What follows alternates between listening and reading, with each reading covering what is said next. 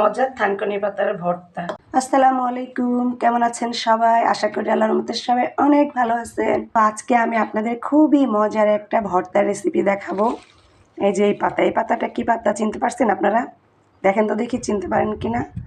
আমরা এটাকে থানকুনি পাতা বলি। আপনারা কি নামে চিনেন এই শাক অবশ্যই জানাবেন কমেন্টে। তো আমি জানলার কাছে দাঁড়ায় আছি, দেখেন বাইরের ওয়েদারটা আজকে কত সুন্দর, মানে মেঘ মেঘ হালকা রোদ আর এত বাতাস, খুব ভালো লাগছিল। তো চলেন দেখা যাক কিভাবে ভর্তাটা তৈরি করি।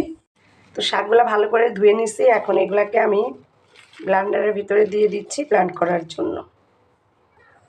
আর এটার সাথে দিয়ে দিচ্ছি কাঁচামরিচ, তারপরে দিয়ে দিব কতগুলো রসুন আর অল্প পরিমাণে একটু পেঁয়াজ দিয়ে এখন আমি এগুলোটাকে ব্লেন্ড করে নিয়ে আসছি। এই যে ব্লেন্ড করা হয়ে গেছে, দেখেন পাতাগুলো কতটুকু হয়েছে দেখছেন। এখন এগুলাকে আমি তেলের ভিতরে সুন্দর করে ভেজে নিব।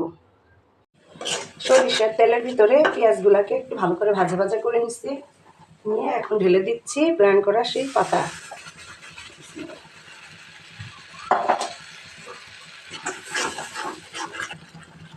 সামান্য পরিমাণে একটু লবণ দিলাম, লবণ আগে একটু দিয়েছিলাম, এখন আবার একটু দিলাম। এখন এটাকে এরকম করে ভাজা ভাজা করবো, মানে এই যে পানি শুকাবে, শুকায় একদম তেল উঠে যাবে, তখন আর কেটেকে নামিয়ে নিব। দেখছেন পানি শুকায়া একদম ভাজা ভাজা হয়ে গেছে। দেখেন কত সুন্দর একটা ঘ্রাণ আসতেছে। এটা ভাজা ভাজা হয়ে গেছে, কখন বুঝবেন? যখন দেখবেন একদমই দেখেন কড়াইতে একটু লেগে থাকতেছে না, এই যে ভাজা ভাজা এখন হয়ে গেছে। তৈরি হয়ে গেছে মজার থানকুনি পাতার ভর্তা।